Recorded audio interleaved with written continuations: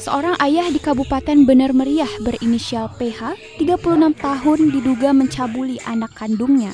Kasus pencabulan yang diduga sudah berlangsung selama 8 tahun, sejak 2012 hingga Desember 2020.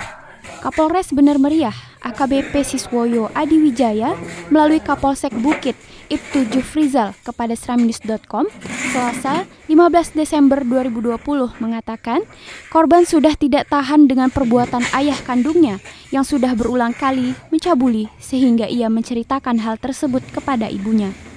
Untuk sementara, tersangka dijerat dengan pasal 47 Junto, pasal 50 Kanun Aceh nomor 6 tahun 2014 tentang hukum jinayat dengan ancaman maksimal 16 tahun kurungan penjara. Hasil pemeriksaan kita, tersangka sudah mengakui perbuatannya dan menurut keterangannya sudah melakukan lebih dari 5 kali. Namun ini sedang kita dalami lagi, tidak menutup kemungkinan bisa lebih dari yang diakui oleh tersangka saat ini.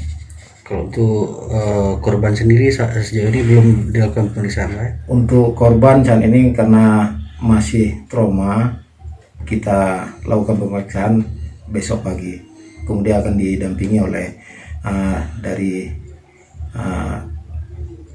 TP2, TP2A. Dari Redelong, Budi Fatria, Srambi On TV.